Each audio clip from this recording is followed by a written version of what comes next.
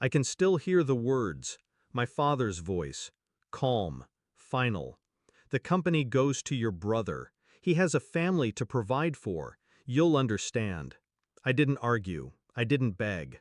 I just stared at the old man who mistook bloodline for competence. At the brother who couldn't balance a checkbook, let alone run an empire I'd built from dust. $110 million. 15 years of my life. And with a single sentence, he handed it to a parasite.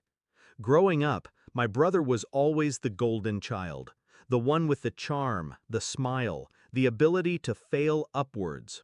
I was the one in the shadows, the one who worked, the one who bled for everything. I built that company brick by brick. I worked the nights, signed the deals, cut the losses.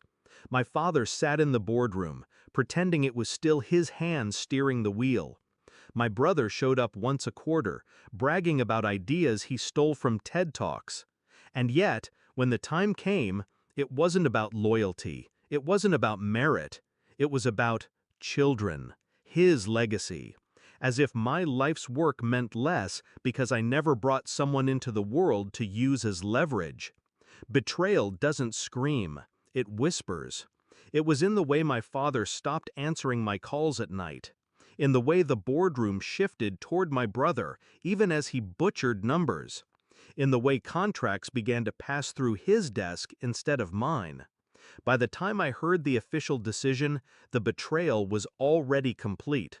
But I didn't rage, I didn't collapse, I planned. First, I studied my brother, his routines, his weaknesses. He had plenty. Women, gambling, a taste for shortcuts that rot men from the inside. Then, I studied my father.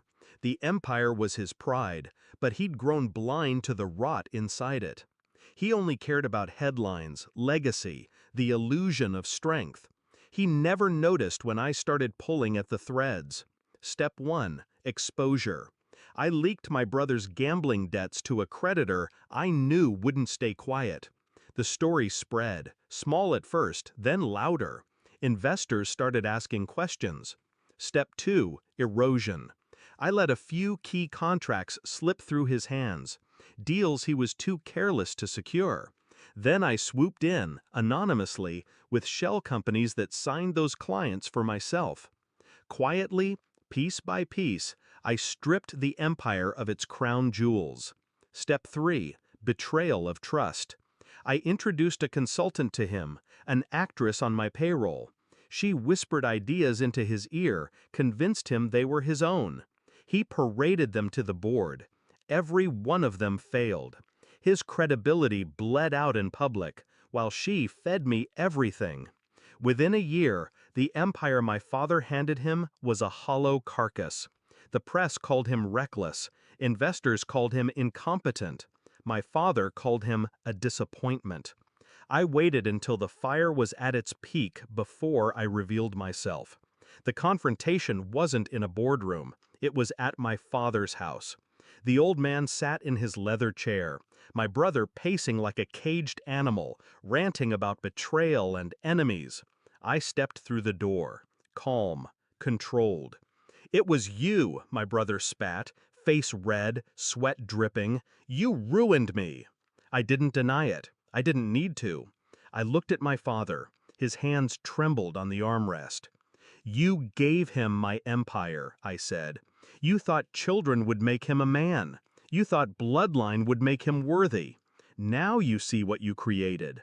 My brother lunged, but I didn't flinch. He wasn't a threat anymore. He was noise. I leaned close enough for my father to hear every word. "I built it once, I can build it again. But you'll never be part of it. You chose your legacy, and now your legacy is ashes." I left them there, one broken by incompetence, the other broken by the truth. My brother's name is mud in every circle that matters. Creditors hound him. His so-called friends vanished. He has his children, yes, but they'll grow up watching him fail, watching him sink. My father? He lives with the knowledge that the empire he betrayed me for is gone. Not because of the market, Not because of luck, because of me. People ask if I regret it, if I feel guilty for destroying my own blood. But here's the truth. Family is not sacred when it betrays you. Blood is not thicker than betrayal. I didn't burn down their empire. I just let them choke on the fire they lit when they underestimated me.